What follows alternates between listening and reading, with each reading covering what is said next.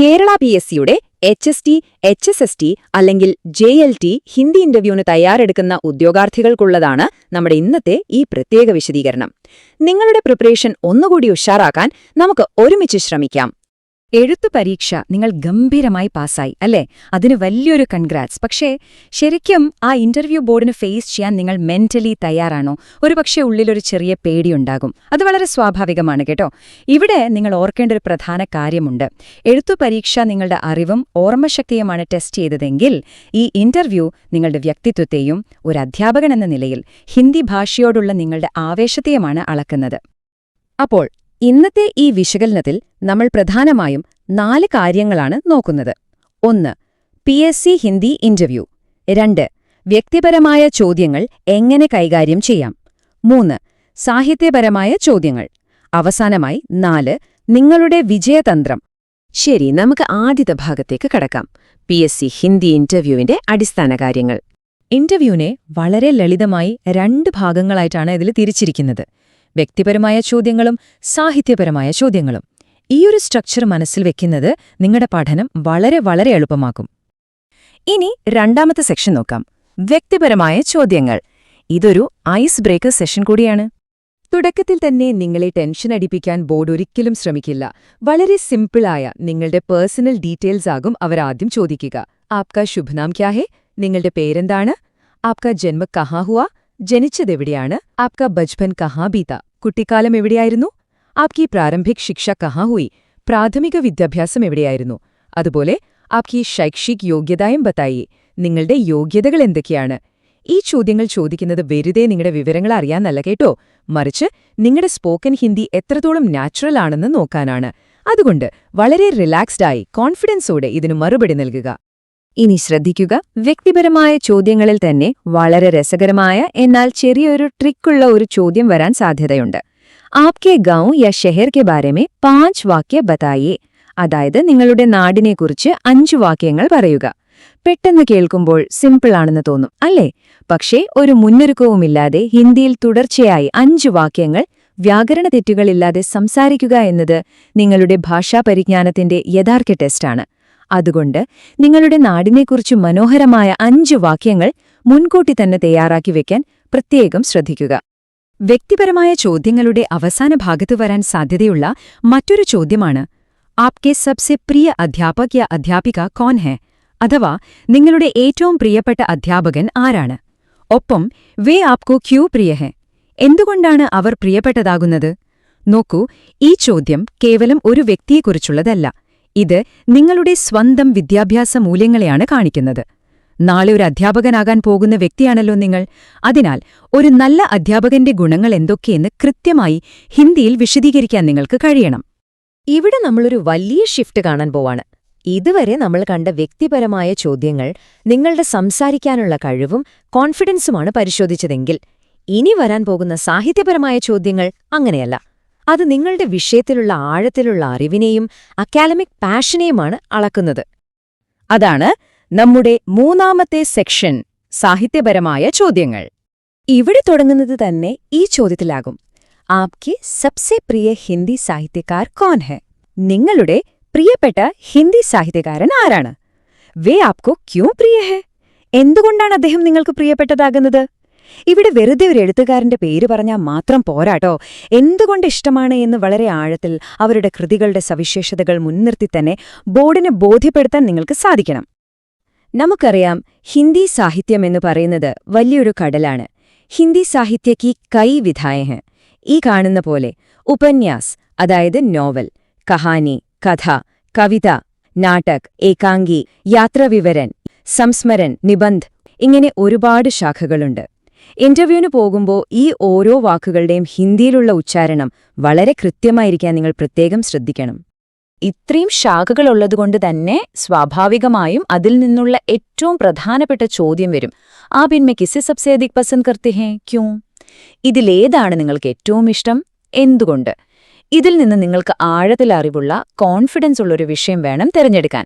എന്നിട്ട് എന്തുകൊണ്ട് അതിനോട് കൂടുതൽ താൽപ്പര്യം തോന്നുന്നു എന്ന് ബോർഡിനോട് വളരെ ലോജിക്കലായി വിശദീകരിക്കുകയും വേണം. ഉദാഹരണത്തിന്, കവിതയാണ് നിങ്ങളുടെ ഇഷ്ടവിഷയമെങ്കിൽ കാര്യങ്ങൾ എങ്ങനെ വികസിക്കുമെന്ന് നോക്കാം. ഒന്നാമത്തെ സ്റ്റെപ്പ്, അവർ ചോദിക്കും, ആപ്കെ സബ്സെ പ്രിയ കവി കോൻ ഹെ? നിങ്ങളുടെ പ്രിയപ്പെട്ട കവി ആരാണ്? രണ്ടാമത്തെ സ്റ്റെപ്പ്, നിങ്ങൾ മനസ്സിൽ ഒരു കവിത സെലക്ട് ചെയ്യണം. കാരണം മൂന്നാമത്തെ സ്റ്റെപ്പ് ഇതായിരിക്കും. ഉൻകി കിസി കവിത കി 7-8 പങ്ക്തിയാ സുനാ സക്തിയ? അദ്ദേഹത്തിന്റെ ഏതെങ്കിലും ഒരു കവിതയുടെ 7 മുതൽ 8 വരികൾ ചൊല്ലാമോ? ഇതൊരു ക്രൂഷ്യൽ മൊമെന്റാണ്. നല്ല ഈണത്തിൽ വ്യക്തമായ ഉച്ചാരണത്തോടെ ഒരു തെറ്റും കൂടാതെ കവിത ചൊല്ലാൻ മുൻകൂട്ടി നന്നായി പ്രാക്ടീസ് ചെയ്യുക എന്നത് മാത്രമാണിതിനുള്ള ഒരേ ഒരു വഴി. അവസാനമായി 4ാമത്തെ സെക്ഷൻ, നിങ്ങളുടെ വിജയതന്ത്രം. ഈ സെഷൻ അവസാനിപ്പിക്കുന്നതിന് മുൻപ് നിങ്ങളോട് തന്നെ ഒന്ന് ചോദിച്ചു നോക്കൂ. നിങ്ങളുടെ മികച്ച വിദ്യാഭ്യാസ യോഗ്യതകളാണ് നിങ്ങളെ ഈ ഇന്റർവ്യൂ ബോർഡിന് മുന്നിൽ വരെ എത്തിച്ചത്. പക്ഷേ നിങ്ങളുടെ ഉള്ളിലെ ആ യഥാർത്ഥ ഹിന്ദി അധ്യാപകന്റെ പാഷൻ നിങ്ങൾക്ക് ഈ ജോലി നേടിത്തരുമോ? തീർച്ചയായും നേടിത്തരും. ഒരു യഥാർത്ഥ ഹിന്ദി അധ്യാപകന്റെ സ്നേഹത്തോടെയും ആത്മാർത്ഥതയോടെയും വേണം ബോർഡിന്റെ ഓരോ ചോദ്യങ്ങൾക്കും ഉത്തരം നൽകാൻ. ഈ കാര്യങ്ങൾ മുൻകൂട്ടി തയ്യാറാക്കുന്നത് ഉറപ്പായും നിങ്ങൾക്ക് വലിയ കോൺഫിഡൻസ് നൽകും. ഇന്നത്തെ ഈ വിശദീകരണം നിങ്ങൾക്ക് ഉപകാരപ്പെട്ടു എന്ന് കരുതുന്നു. നിങ്ങളുടെ വരാനിരിക്കുന്ന ഇന്റർവ്യൂവിന് എല്ലാവിധ ആശംസകളും.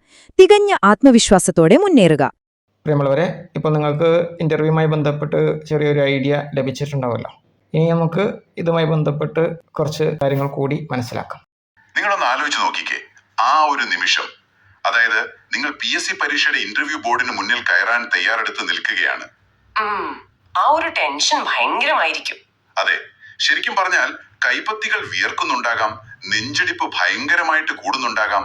കാരണം വർഷങ്ങളുടെ കാത്തിരിപ്പിനും വലിയ കഠിനാധ്വാനത്തിന് ശേഷമുള്ള ഒരു വലിയ കടമ്പയാണല്ലോ ആ ഇന്റർവ്യൂ റൂമിലെ വാതിലിനപ്പുറം നിങ്ങളെ കാത്തിരിക്കുന്നത്. തീർച്ചയായും. പ്രത്യേകിച്ച് നിങ്ങളൊരു ഹിന്ദി അധ്യാപകനാകാൻ, അതായത് ഒരു HST അല്ലെങ്കിൽ HSST അതുമല്ലെങ്കിൽ JLT ആകാൻ തയ്യാറെടുക്കുന്ന ഒരാളാണെങ്കിൽ ആ നിമിഷത്തിലെ മാനസിക സമ്മർദ്ദം വളരെ വലുതായിരിക്കുമല്ലോ. അപ്പൊ ഇന്ന് നമ്മൾ ഈ പഠനയാത്രയിൽ ചെയ്യാൻ പോകുന്നത് ആ വാതിലിനപ്പുറം എന്താണ് സംഭവിക്കാൻ പോകുന്നതെന്നും നിങ്ങളുടെ മനസ്സിലെ ആ ഭയത്തെ എങ്ങനെ ഒരു ആയുധമാക്കി മാറ്റാമെന്നുമുള്ള ഒരു സൂക്ഷ്മ വിശകലനമാണ്. അപ്പോൾ ഈ ചോദ്യങ്ങളും അവയുടെ ഉത്തരങ്ങളും വെറുതെ അങ്ങനെ മനഃപ്പാഠമാക്കുകയല്ല നമ്മുടെ ഇന്നത്തെ ലക്ഷ്യം. ഈ ചോദ്യങ്ങൾക്ക് പിന്നിൽ ഒളിഞ്ഞിരിക്കുന്ന, അതായത് ഇന്റർവ്യൂ ബോർഡിന്റെ ഒരു മനഃശാസ്ത്രമുണ്ടല്ലോ, അത് ഡീകോഡ് ചെയ്യുകയാണ്. ശരിയാണ്. ഒരു ഉദ്യോഗാർത്ഥി ആ മുറിയിലേക്ക് കടന്നു വരുമ്പോൾ തന്നെ ഇന്റർവ്യൂ ബോർഡിന്റെ തലച്ചോറിൽ ചില കണക്കുകൂട്ടലുകൾ തുടങ്ങുന്നുണ്ട്. ഈ രേഖയിലെ ആദ്യത്തെ ഭാഗമായ ആ വ്യക്തിപരമായ ചോദ്യങ്ങൾ, അതായത് വ്യക്തിഗത് പ്രശ്നം ഒന്ന് നോക്കുക. അവർ ചോദിക്കുന്നത് ആപ്കാ ശുഭനാം ക്യാ ഹെ, അല്ലെങ്കിൽ നിങ്ങളുടെ പേരെന്താണ്. അതെ. പിന്നെ ആപ്കാ ജന്മ കഹാം ഹുവാ, നിങ്ങൾ എവിടെയാണ് ജനിച്ചത്, അതുപോലെ കുട്ടിക്കാലം എവിടെയായിരുന്നു എന്നൊക്കെ ചോദിക്കുന്ന ആപ്കാ ബച്പൻ കഹാം ബീത. പിന്നെ എഡ്യൂക്കേഷണൽ ക്വാളിഫിക്കേഷൻസ് ചോദിക്കുന്ന ആപ്കി ശൈക്ഷിക് യോഗ്യതായം ബതായിയെ. ഇതൊക്കെയാണ് തുടക്കം. ഒറ്റ നോട്ടത്തിൽ കണ്ടാൽ ഇതൊരു സാധാരണ ബയോഡാറ്റ വായന പോലെയല്ലേ തോന്നുന്നു? അതെ, അങ്ങനെ തോന്നും. എന്നാൽ ഇതൊരു വെറും വായനയല്ല, ഇതൊരു ബേസ് ലൈൻ കാലിബ്രേഷൻ കൂടിയാണ്. ബേസ് ലൈൻ കാലിബ്രേഷനോ? അതായത് അവര് നമ്മളെ അളക്കുകയാണോ? കൃത്യമായി പറഞ്ഞാൽ അതെ. നിങ്ങൾ നിങ്ങളുടെ സ്വന്തം വിവരങ്ങൾ പറയുമ്പോൾ നിങ്ങളുടെ ശബ്ദത്തിൽ എത്രത്തോളം വിറയലുണ്ട്, അല്ലെങ്കിൽ നിങ്ങളുടെ ശരീരഭാഷ എത്രത്തോളം സ്വാഭാവികമാണ് എന്ന് അവർ അവിടെ അളക്കുകയാണ്. എനിക്കിത് കേൾക്കുമ്പോൾ ഓർമ്മ വരുന്നത് നമ്മുടെ ക്രിക്കറ്റിലൊരു കാര്യമാണ്. അതായത് ഒരു പുതിയ ബാറ്റ്സ്മാൻ ക്രീസിലെത്തുമ്പോൾ ആദ്യത്തെ ചില പന്തുകളിലൊന്നും വലിയ ഷോട്ടുകൾക്ക് ശ്രമിക്കില്ലല്ലോ, വെറുതെ ഒന്ന് ഡിഫെൻഡ് ചെയ്ത് കളിക്കും, പിച്ചിന്റെ സ്വഭാവം മനസ്സിലാക്കാൻ വേണ്ടി. അതെ അതെ. അപ്പൊ ഇതൊരു വീടിന്റെ തറക്കല്ലിടുന്നത് പോലെയാണ്. ഈ അടിസ്ഥാന ചോദ്യങ്ങൾ ഉദ്യോഗാർത്ഥിക്ക് ആ പിച്ചിനെ ഒന്ന് മനസ്സിലാക്കാനും സ്വന്തം ടെൻഷൻ കുറച്ച് ആ അന്തരീക്ഷവുമായി ഒത്തിണങ്ങാനുമുള്ള ഒരു അവസരമാണ് നൽകുന്നത്, അല്ലേ? സ്വന്തം പേരും പഠിച്ച സ്കൂളും പറയാനൊന്നും നമ്മൾ അധികം ആലോചിക്കേണ്ടതില്ലല്ലോ. ആലോചിക്കേണ്ടതില്ല എന്നതിലാണ് യഥാർത്ഥത്തിൽ കാര്യമിരിക്കുന്നത്. അതെന്താ അങ്ങനെ പറഞ്ഞത്? അതായത് മനഃപ്പാഠമാക്കിയ വിവരങ്ങൾ ഹിന്ദിയിൽ അവതരിപ്പിക്കുമ്പോൾ നിങ്ങളുടെ ആ അടിസ്ഥാന ആശയവിനിമയ ശേഷി, ഒരു ബേസിക് കോൺവെർസേഷണൽ ഫ്ലൂവൻസി എത്രത്തോളം ഉണ്ട് എന്നതിന്റെ വ്യക്തമായ ചിത്രം അവർക്ക് കിട്ടും. ഓ, അപ്പൊ അതൊരു ടെസ്റ്റ് കൂടിയാണ്. തീർച്ചയായും. ഉദാഹരണത്തിന് ആപ്കി ശൈക്ഷിക് യോഗ്യതായാം ബതായിയെ എന്ന് ചോദിക്കുമ്പോൾ ഒരു റോബോട്ടിനെ പോലെ ബിരുദങ്ങളുടെ പേരുകൾ മാത്രം അങ്ങനെ നിരത്തുകയാണോ, അതോ ഒരു സംഭാഷണ രൂപത്തിലാണോ അത് അവതരിപ്പിക്കുന്നത് എന്നത് അവർ ശ്രദ്ധിക്കും. അതായത് മൈനെ അപ്നി BA की पढ़ाई ഫലാ കോളേജ് से पूरी की है എന്നൊക്കെ കുറച്ച് നാച്ചുറൽ ആയിട്ട് പറയുന്നതാണോ അവർ നോക്കുന്നത്? അതെ, ഉച്ചാരണത്തിലെ വ്യക്തതയും തെറ്റുകളില്ലാതെ വാക്യങ്ങൾ പൂർത്തിയാക്കാനുള്ള ആ ഒരു കഴിവും ഈ ലളിതമായ ചോദ്യങ്ങളിലൂടെ അവർ സ്കാൻ ചെയ്തെടുക്കുന്നുണ്ട്. സ്വന്തം കാര്യങ്ങൾ തെറ്റുകൂടാതെ ഹിന്ദിയിൽ പറയാൻ കഴിയുന്നത് വലിയൊരു ആത്മവിശ്വാസത്തിന്റെ ലക്ഷണമായാണ് ബോർഡ് കാണുന്നത്. അപ്പൊ ബോർഡ് ഈ ലളിതമായ ചോദ്യങ്ങളിലൂടെ കാൻഡിഡേറ്റിന് ഒരു ചെറിയ കംഫർട്ട് സോൺ നൽകുന്നുണ്ട്. പക്ഷേ അത് അധിക നേരം നീണ്ടു നിൽക്കില്ല എന്ന് ഈ ലിസ്റ്റിലെ അടുത്ത ചോദ്യങ്ങൾ കാണുമ്പോൾ എനിക്ക് മനസ്സിലാവുന്നുണ്ട് കേട്ടോ. അവര് ഗിയർ മാറ്റും. അതെ, വളരെ പെട്ടെന്ന് തന്നെ അവർ ആ സേഫ്റ്റി നെറ്റ് അങ്ങ് എടുത്തു മാറ്റുകയാണ്. രേഖയിലെ 6ാമത്തെ ചോദ്യം വരുന്നത് സ്വന്തം ഗ്രാമത്തെക്കുറിച്ചോ നഗരത്തെക്കുറിച്ചോ 5 വാക്യങ്ങൾ പറയാനാണ്. അതായത് ആപ്കെ ഗാവ് യാ ഷഹർ കെ ബാരെ മേ 5 വാക്യ ബതായിയെ. അതെ, വളരെ പ്രധാനപ്പെട്ട ഒരു ചോദ്യമാണത്. ഇവിടെ എനിക്കൊരു വലിയ സംശയമുണ്ട് കേട്ടോ. അതായത് PSC പരീക്ഷയുടെ ഇത്രയും കടുപ്പമേറിയ സിലബസ് ഒക്കെ പഠിച്ച് അത്രയും ടഫായ എക്സാം പാസ്സായി വരുന്ന ഒരാൾക്ക് സ്വന്തം നാടിനെ കുറിച്ച് 5 വാക്യങ്ങൾ ഹിന്ദിയിൽ ഉണ്ടാക്കി പറയാൻ ഇത്ര വലിയ ബുദ്ധിമുട്ടുണ്ടോ? ഇതിൽ എന്താണ് ബോർഡിന് ഇത്ര വലിയ കാര്യം? നോക്കൂ, അവിടെയാണ് നമ്മുടെ മാതൃഭാഷാ സ്വാധീനം അഥവാ ആ മദർ ടങ് ഇൻഫ്ലുവൻസ് എന്ന വലിയൊരു വില്ലൻ ഒളിച്ചിരിക്കുന്നത്. ലിഖിത പരീക്ഷ പാസ്സാകാൻ നിങ്ങൾക്ക് കാണാപാഠം പഠിച്ച വ്യാകരണം മാത്രം മതിയാകും. എന്നാൽ ഒരു വിഷയം പെട്ടെന്ന് കിട്ടുമ്പോൾ അത് ഹിന്ദിയിൽ സംസാരിക്കാൻ ശ്രമിക്കുമ്പോൾ മിക്ക മലയാളികളുടെയും തലച്ചോറിൽ നടക്കുന്ന ഒരു പ്രക്രിയയുണ്ട്. അതായത് ആദ്യം മലയാളത്തിൽ ആലോചിക്കും അല്ലേ? അതെ അതെ, ആദ്യം അവർ ആ വാക്യം മലയാളത്തിൽ ചിന്തിക്കും, എന്നിട്ടത് മനസ്സിൽ വെച്ച് പെട്ടെന്ന് ഹിന്ദിയിലേക്ക് വിവർത്തനം ചെയ്യും. പ്രശ്നം എന്താണെന്ന് വെച്ചാൽ മലയാളത്തിൽ ക്രിയകൾക്ക് ലിംഗഭേദമില്ല. ശരിയാണ്. അവൻ പോയി, അവൾ പോയി എന്നേ നമ്മൾ പറയൂ. എന്നാൽ ഹിന്ദിയിൽ അത് വഹ് ഗയാ, വഹ് ഗയി എന്നിങ്ങനെ മാറും. സ്വന്തം ഗ്രാമത്തെ കുറിച്ച് പറയുമ്പോൾ പെട്ടെന്നുള്ള ആ ഒരു സംസാരത്തിൽ ഈ ലിംഗവചന നിയമങ്ങൾ, അതായത് ജെൻഡർ ആൻഡ് നമ്പർ റൂൾസ് തെറ്റിപ്പോകാൻ സാധ്യത വളരെ കൂടുതലാണ്. അത് കൃത്യമാണ് കേട്ടോ. എനിക്ക് തോന്നുന്നത് എക്സാമ്പിൾ പറയുകയാണെങ്കിൽ എന്റെ ഗ്രാമത്തിൽ ഒരു വലിയ അമ്പലമുണ്ട് എന്ന് പറയാൻ ശ്രമിക്കുമ്പോൾ പലപ്പോഴും മലയാളികൾ മേരാ ഗാവ് മേ എന്ന് പറഞ്ഞു പോകും. അതെ, ധാരാളം പേര് അങ്ങനെ തെറ്റിക്കാറുണ്ട്. യഥാർത്ഥത്തിൽ അത് മേരേ ഗാവ് മേ എന്നാണ് വരേണ്ടത് അല്ലേ? ഈ ഒരു ചെറിയ വ്യത്യാസം അവര് പിടിക്കുമോ? തീർച്ചയായും പിടിക്കും. ആ ഒരു പോയിന്റ് ആണ് ഞാൻ പറഞ്ഞു വരുന്നത്. നമ്മൾ പ്രീ പ്ലാൻ ചെയ്യാത്ത സ്വാഭാവികമായ ഭാഷാ നിർമ്മാണം അല്ലെങ്കിൽ സ്പോണ്ടേനിയസ് ലാംഗ്വേജ് കൺസ്ട്രക്ഷൻ അളക്കാനുള്ള ഏറ്റവും മികച്ച ടൂളാണിത്. നിങ്ങൾ ചിന്തിക്കുന്നത് ഹിന്ദിയിലാണോ അതോ മലയാളത്തിലാണോ എന്ന് ഈ വെറും 5 വാക്യങ്ങൾ തീർപ്പ് കൽപ്പിക്കും. ഇനി ഇതിനൊപ്പമുള്ള മറ്റൊരു ചോദ്യം നോക്കൂ. ആപ്കെ സബ്സെ പ്രിയ അധ്യാപക് യാ അധ്യാപിക കൗൻ ഹെ? വേ ആപ്കോ ക്യൂ പ്രിയ ഹെ? അതായത് നിങ്ങളുടെ പ്രിയപ്പെട്ട അധ്യാപകൻ ആരാണ്, എന്തുകൊണ്ട്? ഇവിടെ ഭാഷാശേഷി മാത്രമല്ല അവർ നോക്കുന്നത്. എനിക്ക് തോന്നുന്നത് അതൊരു മനഃശാസ്ത്രപരമായ കണ്ണാടിയാണ് എന്നാണ്. അതെന്താ അങ്ങനെ പറഞ്ഞത്? അല്ല, ഞാൻ നാളെ ഒരു അധ്യാപകനാകാൻ പോകുന്ന ആളാണല്ലോ. അപ്പോൾ എനിക്ക് പ്രിയപ്പെട്ട അധ്യാപകൻ ആരാണെന്ന് ഞാൻ പറയുമ്പോൾ ശരിക്കും ഞാൻ എങ്ങനെയുള്ള അധ്യാപകനാകാനാണ് ആഗ്രഹിക്കുന്നത് എന്ന് ബോർഡിനോട് ഞാൻ ഇൻഡയറക്റ്റായി വിളിച്ചു പറയുകയല്ലേ? കറക്റ്റ്. ഉദാഹരണത്തിന് എന്റെ പ്രിയപ്പെട്ട അധ്യാപകൻ ഭയങ്കര സ്ട്രിക്റ്റ് ആയിരുന്നു, കുട്ടികളെ എപ്പോഴും പേടിപ്പിച്ചു നിർത്തുന്ന ആളായിരുന്നു എന്നാണ് ഞാൻ അവരോട് പറയുന്നതെങ്കിൽ ബോർഡ് അത് വിലയിരുത്തുന്നത് എന്റെ അധ്യാപന കാഴ്ചപ്പാടും വളരെ പഴയതും സ്വേച്ഛാധിപത്യപരവുമാണെന്നല്ലേ? കൃത്യമായി എത്തിയിരിക്കുന്നു.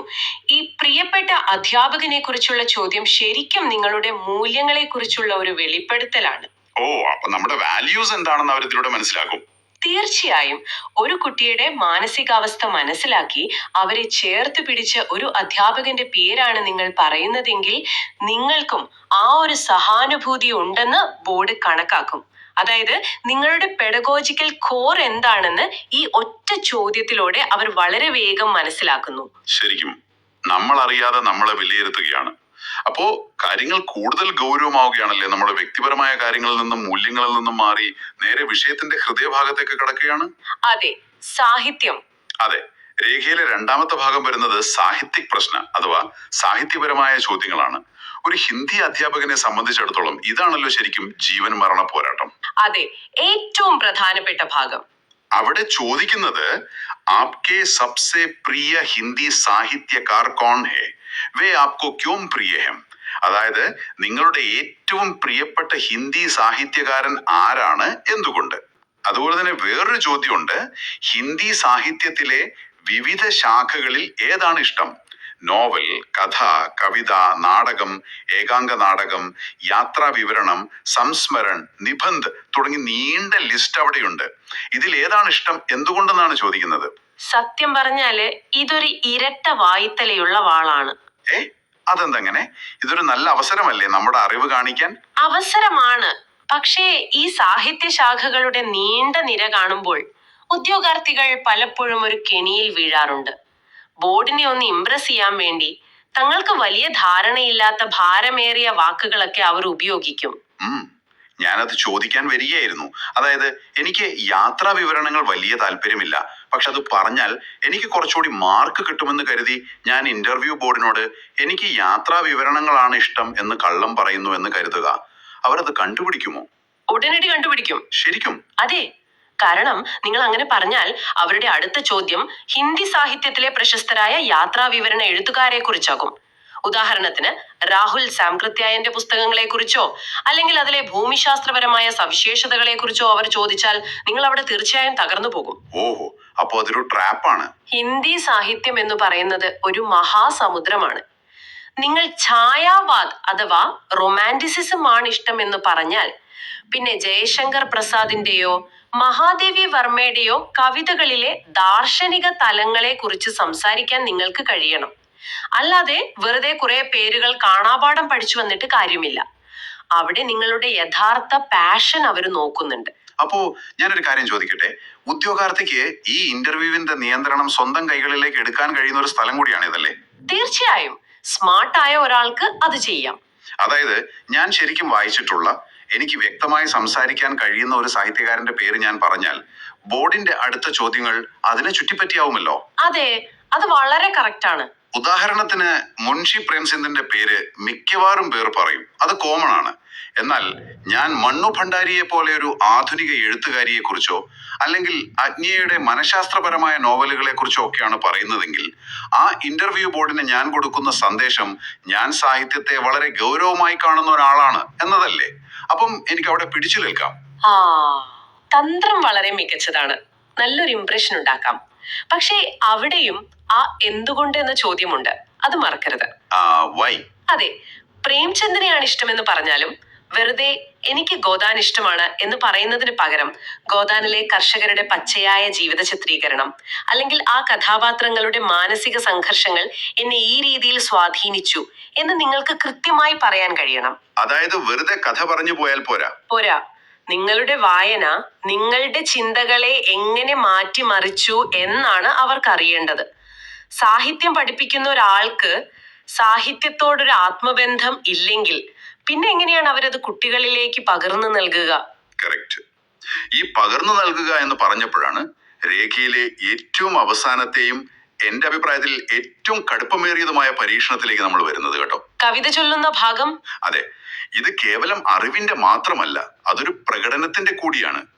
അവിടെ ചോദിക്കുന്നത് ആപ്കെ സബ്സെ പ്രിയ കവി കൗൺ ഹെ, നിങ്ങളുടെ പ്രിയപ്പെട്ട കവി ആരാണ്?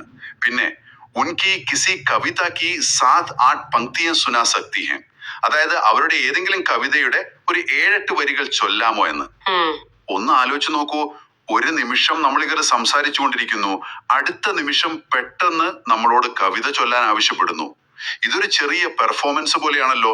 വെറുതെ സംസാരിക്കുന്നതും കവിത ചൊല്ലുന്നതും തമ്മിൽ വലിയ വ്യത്യാസമില്ലേ? നമ്മളൊരു അഭിനേതാവിനെ പോലെ സ്റ്റേജിൽ കയറി പെർഫോം ചെയ്യുന്നതിന് തുല്യമല്ലേ ഇത്? ഇതൊരു പെർഫോമൻസ് തന്നെയാണ്, അങ്ങനെ കാണാൻ പാടുള്ളൂ. ഒരു കവിതയുടെ വരികൾ വെറുതെ ഓർമ്മിച്ച് പറയുക എന്നതല്ല ഇവിടത്തെ ലക്ഷ്യം. പിന്നെന്താണ് അവരവിടെ നോക്കുന്നത്?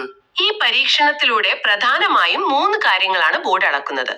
1, നിങ്ങളുടെ ഉച്ചാരണം അഥവാ പ്രൊനൗൺസിയേഷൻ. 2, ലയം അല്ലെങ്കിൽ ഭാഷയുടെ താളം. പിന്നെ ഏറ്റവും പ്രധാനപ്പെട്ടത് ഭാവം അഥവാ ഇമോഷൻ. ഈ ഭാവം എന്ന് പറയുന്നത് വളരെ സബ്ജക്റ്റീവായ ഒരു കാര്യമല്ലേ? നമ്മൾ വെറുതെ ഒരു പത്രവാർത്ത വായിക്കുന്നത് പോലെ കവിത വായിച്ചാൽ അത് ആ കവിതയെ കൊല ചെയ്യുന്നതിന് തുല്യമാവുമല്ലേ? തീർച്ചയായും. ശാസ്ത്രീയമായി തന്നെ ഇതിനൊരു വിശദീകരണമുണ്ട്. ഒരു ക്ലാസ് റൂമിൽ അധ്യാപകൻ ഒരേ ടോണിൽ, അതായത് വെറും ഒരു മോണോടോണിൽ സംസാരിക്കുമ്പോൾ കുട്ടികളുടെ തലച്ചോറ് പെട്ടെന്ന് തന്നെ ആ ശ്രദ്ധയിൽ നിന്ന് വ്യതിചലിക്കും. അവർക്ക് ബോറടിക്കും. അതെ, കുട്ടികൾ ഉറങ്ങിപ്പോകും. അതെ, എന്നാൽ ശബ്ദത്തിൽ ആ കയറ്റിറക്കങ്ങൾ വരുത്തുമ്പോഴും ഒരു താളത്തിൽ സംസാരിക്കുമ്പോഴും വിദ്യാർത്ഥികളുടെ പൂർണ്ണ ശ്രദ്ധ അവിടെ കിട്ടും. ഉദാഹരണത്തിന്, നിങ്ങൾ രാംധാരി സിംഗ് ദിൻകറിന്റെ കവിതയാണ് ചൊല്ലുന്നതെങ്കിൽ അതിൽ വീരരസം, അതായത് പോരാട്ടത്തിന്റെ വീര്യം ആ ശബ്ദത്തിൽ വരണം. ഒരു എനർജി ഫീൽ ചെയ്യണം. കറക്റ്റ്. അക്ഷരങ്ങളുടെ സ്ഫുടതയും ഭാഷയുടെ ആത്മാവും അവിടെ പ്രതിഫലിക്കണം. പുസ്തകത്തിലെ വെറും അച്ചടിച്ച വരികൾക്ക് ജീവൻ നൽകാനുള്ള മാന്ത്രിക വിദ്യ ഈ അധ്യാപകന് വശമുണ്ടോ എന്നാണ് ബോർഡ് ശരിക്കും പരിശോധിക്കുന്നത്. വാവ്, നമ്മൾ ഇതുവരെ സംസാരിച്ച കാര്യങ്ങൾ ഒന്നുകൂടി വിശകലനം ചെയ്താൽ എനിക്കിപ്പോ ഒരു കാര്യം വ്യക്തമാണ്. ഒരു ഹിന്ദി അധ്യാപകനായുള്ള ഈ ഇന്റർവ്യൂ എന്നത് നിങ്ങൾ എത്ര പുസ്തകങ്ങൾ കാണാപാഠം പഠിച്ചു എന്നതിന്റെ ഒരു ടെസ്റ്റ് അല്ല, അതൊരു കണക്ഷനാണ്. അതെ, ഒരു പാലമാണ്. അതെ, നിങ്ങൾ സംസാരിക്കുന്ന ഭാഷയും നിങ്ങളുടെ ചിന്തകളും നാളെ നിങ്ങൾ പഠിപ്പിക്കാൻ പോകുന്ന കുട്ടികളുടെ മനഃശാസ്ത്രവും തമ്മിലുള്ള ഒരു പാലമാണത്. സ്വന്തം പേര് പറയുന്നതിലെ ആത്മവിശ്വാസം മുതൽ കവിത ചൊല്ലുന്നതിലെ വികാര പ്രകടനം വരെ എല്ലാം നിങ്ങളുടെ വ്യക്തിത്വത്തിന്റെ ഓരോ അടരുകളാണ് ആ ബോർഡിന് മുന്നിൽ തുറന്നു കാണിക്കുന്നത്. ശരിയാണ്. ഇന്റർവ്യൂവിന് പോകുന്ന ഓരോ ഉദ്യോഗാർത്ഥിയും കണ്ണാടിക്ക് മുന്നിൽ നിന്ന് ഈ ചോദ്യങ്ങൾ സ്വയം ഒന്ന് ചോദിച്ചു നോക്കണം. കണ്ണാടി നോക്കി പ്രാക്ടീസ് ചെയ്യണോ അല്ലേ? അതെ. നിങ്ങളുടെ ശബ്ദം ഇടറുന്നുണ്ടോ? നിങ്ങളുടെ ഉത്തരങ്ങളിൽ നിങ്ങളുടെ സ്വന്തം ചിന്തകൾ പ്രതിഫലിക്കുന്നുണ്ടോ? പറയുന്ന മറുപടികൾ എത്രത്തോളം സത്യസന്ധമാണ്? ഈ ചോദ്യങ്ങൾക്കുള്ള ഉത്തരം നിങ്ങൾക്കുള്ളിൽ നിന്ന് തന്നെ കണ്ടെത്താൻ ശ്രമിക്കണം. തീർച്ചയായും. ആ ഒരു ഉത്തരത്തിലേക്കുള്ള അന്വേഷണത്തിന് മുൻപായി നിങ്ങൾക്ക് ചിന്തിക്കാൻ ഒരു പുതിയ വിഷയം കൂടി ഞാൻ തരികയാണ്. ഇന്ന് ആർട്ടിഫിഷ്യൽ ഇന്റലിജൻസിന്റെ, അതായത് AI-യുടെ കാലമാണല്ലോ. അതെ, എല്ലാം AI ചെയ്യുമല്ലോ ഇപ്പോൾ. നമ്മൾ ChatGPT-യോടും മറ്റ് AI ടൂളുകളോടും ആവശ്യപ്പെട്ടാൽ അവർ നിമിഷ നേരം കൊണ്ട് ഹിന്ദി സാഹിത്യത്തെക്കുറിച്ച് ഒരു വലിയ ഉപന്യാസം എഴുതി തരും. ഒരു വ്യാകരണ തെറ്റുമില്ലാതെ അവർ വിവർത്തനം ചെയ്യും. എന്തിന്, നിങ്ങൾക്ക് പുതിയ കവിതകൾ വരെ രചിച്ചു തരും. എല്ലാം പെർഫെക്റ്റ് ആണ് അവിടെ. ശരിയാണ്. എങ്കിൽ പിന്നെ എന്തിനാണ് സ്കൂളുകളിൽ ഒരു ഹിന്ദി അധ്യാപകൻ? എന്തിനാണ് PSC ഇത്ര വലിയ ഇന്റർവ്യൂ നടത്തി നിങ്ങളെ തിരഞ്ഞെടുക്കുന്നത് എന്ന് നിങ്ങൾ ചിന്തിച്ചിട്ടുണ്ടോ? കാരണം ഒരു യന്ത്രത്തിന് ഒരിക്കലും ഒരു കുട്ടിക്ക് ശരിയായ പ്രചോദനം നൽകാനാവില്ല. ഒരു കവിതയുടെ വരികളിലെ വേദനയും സന്തോഷവും ഒരു ക്ലാസ് മുറിയിലേക്ക് പകരാൻ ഒരു യന്ത്രത്തിന് സാധിക്കില്ല. അവിടെ മനുഷ്യൻ വേണം, അവിടെ നിങ്ങൾ വേണം. അതെ, ആ ഇമോഷണൽ ടച്ച് വേണം. കറക്റ്റ്. ഇന്റർവ്യൂ ബോർഡ് അവിടെ തിരയുന്നതും ആ മനുഷ്യനെയാണ്, ആ വൈകാരിക ബുദ്ധിയെയാണ്. ബോർഡ് വിലയിരുത്തുക മാത്രമല്ല ചെയ്യുന്നത്, മറിച്ച് നാളെ ഒരു അധ്യാപകൻ എന്ന നിലയിൽ ക്ലാസ് മുറിയിൽ വിദ്യാർത്ഥികൾക്ക് മുന്നിൽ നിങ്ങൾ എങ്ങനെ സംസാരിക്കുമെന്നതിന്റെ ഒരു ട്രെയിലർ കാണുകയാണ്. അപ്പോൾ ഇപ്പോ നിങ്ങളോട് തന്നെ ചോദിക്കുക, നിങ്ങളുടെ ട്രെയിലർ എത്രത്തോളം ആകർഷകമാണ്? കുട്ടികളെ പിടിച്ചിരുത്താൻ പോകുന്നതാണോ അത്? ആ ഒരു ബോധ്യത്തോടെ നിങ്ങളുടെ തയ്യാറെടുപ്പുകൾ മുന്നോട്ട് പോവട്ടെ എന്ന് ആശംസിച്ചുകൊണ്ട് നമ്മൾ ഈ പഠനയാത്ര ഇവിടെ അവസാനിപ്പിക്കുന്നു. നിങ്ങളുടെ അഭിപ്രായങ്ങൾ തീർച്ചയായും പങ്കുവയ്ക്കുക. നന്ദി.